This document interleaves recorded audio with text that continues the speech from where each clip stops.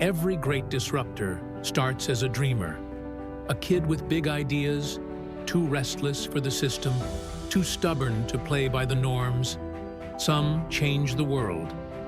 Before the headlines, before the billions, before the fall. There was just a boy. A boy born into an ordinary family in Layton, Utah. A boy who knew what struggle looked like.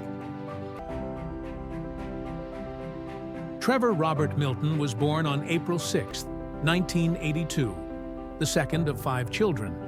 His father, Bill, worked for Union Pacific Railroad, a job that kept him away for long hours, sometimes days. His mother, Sally, was a real estate agent. When the market was good, they got by. When it wasn't, they struggled. The Miltons were a working-class family. Not poor, not rich, but every dollar mattered. And then, life took a turn. When Trevor was still a toddler, the family moved to Las Vegas. A new city, a fresh start. But Vegas wasn't an easy place to raise a family. It was fast, loud, and full of distractions. His father's work kept him on the road. His mother did her best to hold the family together. But sometimes, life doesn't give you a choice. The Miltons packed up again, this time settling in Kanab, Utah, a small, quiet town, a place where everyone knew everyone. For most, it was home. For Trevor, it felt like something else. Kanab was different. Small-town life came with its own set of unspoken rules. Trevor was different. And when you're different in a place like Kanab, you feel it. He wasn't the best student. He struggled to sit still in class. His teachers saw him as disruptive, unfocused. His classmates didn't always understand him. But he wasn't lazy. His mind just worked differently. While other kids talked about sports or video games, Trevor was thinking about business, about building something, about making money, even when he had none. His father called him intense. His teachers called him restless. Trevor didn't care, because even then he had a fire inside him. And that fire was about to be tested in a way no child should ever have to face. Trevor was still just a boy when his mother was diagnosed with cancer. At first, he didn't understand. He saw her coughing. He saw her getting weaker. But she still smiled, still cooked dinner, still told him everything was fine. But it wasn't fine. The disease took hold.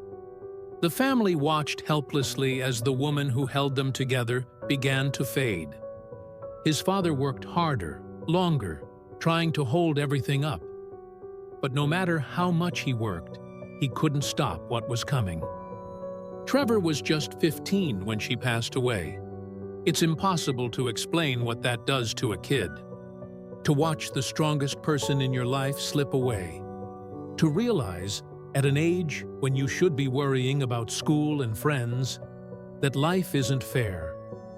That if you don't take control of your own future, no one else will. Losing his mother didn't just hurt, it hardened him. And from that moment, he knew no one was coming to hand him a future. If he wanted something, he had to build it himself. Trevor wasn't handed wealth, he wasn't handed success, but what he had was belief. He started small. At 14, he borrowed $20 from his dad to buy candy in bulk. Kids at school wanted candy.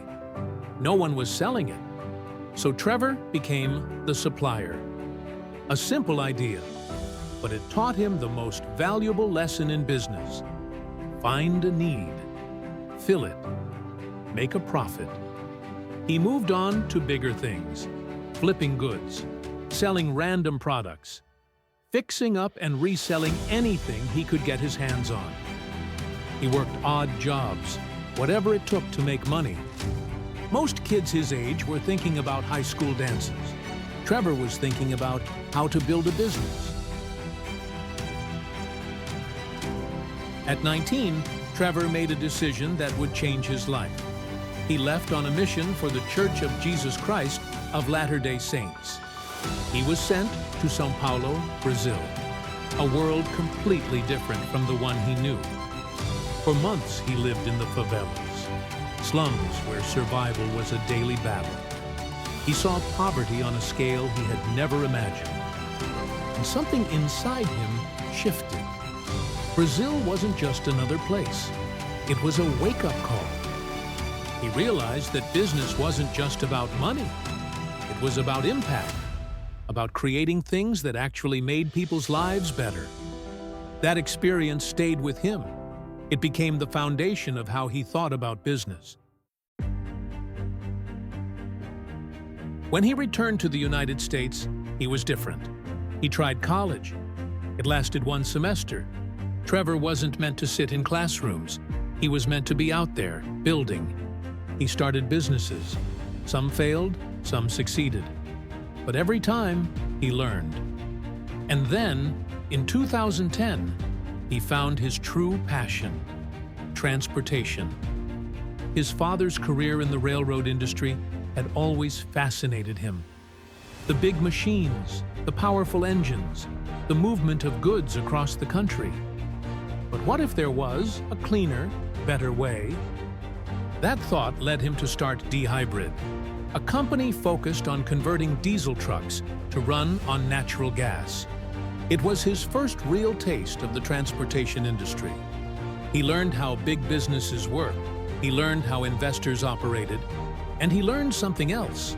People don't like change. Because when someone new comes in with big ideas, when they challenge the system fights back. But Trevor didn't stop, because he was never meant to follow the norms.